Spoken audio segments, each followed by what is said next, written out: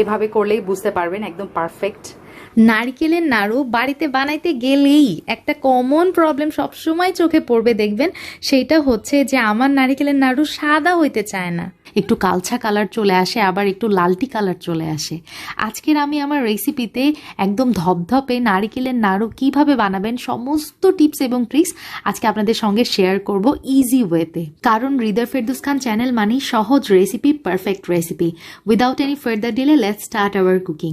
প্রথমেই একটা কড়াই নিয়েছি এবং তাতে নিচ্ছি, দেখতে পাচ্ছেন মেজারমেন্ট কাপের আমি 5 কাপ নারিকেল কোরানো।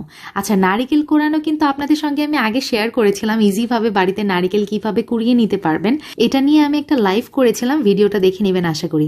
4টা নারিকেল কুড়িয়ে আমি এখানে 5 কাপ কোকোনাট মিট পেয়েছি, সো সবগুলোই নিয়ে নিলাম এবং তার সাথে আরও দিয়ে দিচ্ছি চিনি। আমি নারিকেলের পরিমাণের ওপর চিনিটা অ্যাড করেছি। এখানে আমি চিনি দিয়েছি 3 কাপ প্লাস 1/4 কাপ। যাই হোক, এত কিছু মাথায় রাখার দরকার নাই, জাস্ট একটা জিনিসই মাথায় রাখবেন, সেটা হচ্ছে প্রতি 1.5 কাপ নারিকেলের জন্য আমি এখানে 1 কাপ চিনি ইউজ করেছি। সো এই রেশিওতেই কিন্তু আপনি নারিকেলের নাড়ুটা বানিয়ে নিতে পারেন, এখন যতগুলোই আপনার নারিকেল হোক না কেন। নারিকেল এবং চিনিটা খুব ভালোভাবে হাতের সাহায্যে মথে নিতে হবে। এই মাখানোর উপরেই কিন্তু নারিকেলের নাড়ুর সফটনেস এবং স্মুথনেসটা ডিপেন্ড করবে। এই পর্যায়ে আমার ভিউয়ার্সদের জন্য একটা টিপস, নারিকেল এবং চিনির এই মিশ্রণটা আমি হাতে নিয়ে শেপ দিতে পারছি এবং এক্সট্রা কিন্তু পানিও ছাড়িনি। সো বুঝতে হবে নারকেল এবং চিনির রেশিওটা একদম পারফেক্ট আছে। এখন আধা ঘন্টার জন্য এই মিশ্রণটা আমি রেস্টে রাখবো। জাস্ট আধা ঘন্টা পরেই দেখবেন ম্যাজিক। ফিরে এলাম আমি ঠিক আধা ঘন্টা পর এবং দেখতেই পাচ্ছেন আমার নারিকেলটা একদম স্বচ্ছ হয়ে গেছে। ওই যে একটু কালচা কালচা কালার ছিল সেটাও কিন্তু নেই, আবার নারিকেলও কিন্তু খুব ভালোভাবে চিনির শিরাকে অ্যাবজর্ভ করে নিয়েছে ভিতরে। সো এটাই আসলে আমি চাচ্ছিলাম, এই কারণেই কিন্তু নারিকেলের নাড়ুটা একদম পারফেক্ট হবে। যাই হোক, আমি এখন চুলার জালটা অন করে দিলাম, একটা স্প্যাচুলা নিয়ে নাড়তে থাকবো। তার আগে দিয়ে দিলাম এলাচ। আমি এখানে সাদা এলাচ ইউজ করেছি, একটু মুখ ফাটিয়ে নিয়েছি, আপনারা চাইলে এলাচের গুঁড়াও কিন্তু ইউজ করতে পারেন।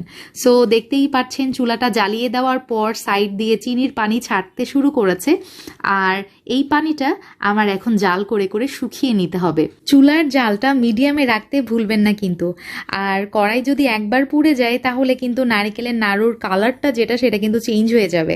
যাই হোক, এই যে দেখতে পাচ্ছেন আমি কেমন ঘুষে ঘুষে মানে একটু ঘষা ঘষা দিয়ে নারিকেলের নাড়ুটা নেড়ে নিচ্ছি, এইভাবে একটু করার চেষ্টা করবেন, তাহলে নারিকেলের নাড়ু পাকাইতে আরও বেশি ইজি হবে।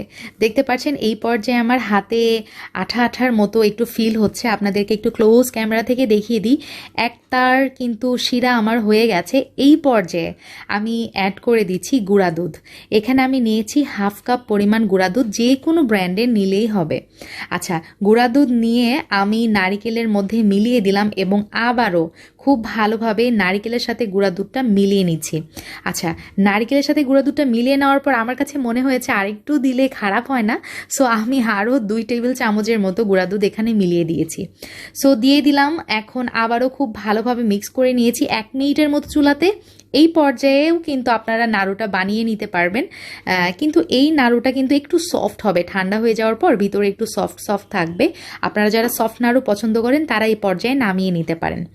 আর যারা আমার মতো একটু শক্ত শক্ত নাড়ু পছন্দ করেন, লাইক এই যে দেখতে পাচ্ছেন আঠালো টাইপ হয়ে গেছে, আমি কিন্তু চুলাতে গুঁড়া দুধ দেওয়ার পর আরও 3 মিনিটের মতো জাল করেছি, তারপর আমি চুলা থেকে নামিয়ে নিচ্ছি। আর আপনাদেরকে একটু চেক করে দেখিয়ে দিচ্ছি, যে দেখেন আমি নাড়ুর এই পুরের মধ্যে হাত দিচ্ছি কিন্তু আমার হাতে কিন্তু আর লাগছে না, তার মানে আমার নাড়ু কিন্তু একদম পারফেক্টভাবে হয়ে গেছে।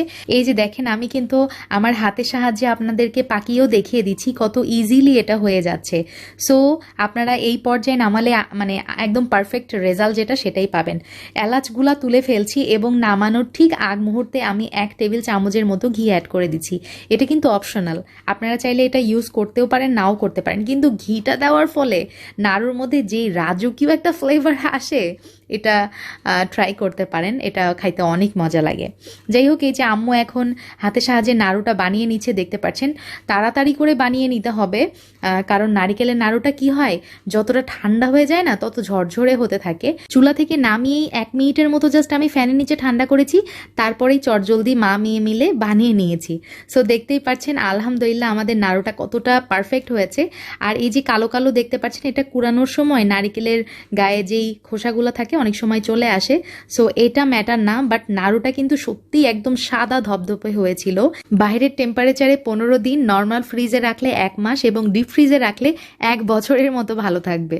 আবার দেখা হবে সহজ রেসিপি নিয়ে। আল্লাহ হাফেজ, আসসালামু আলাইকুম।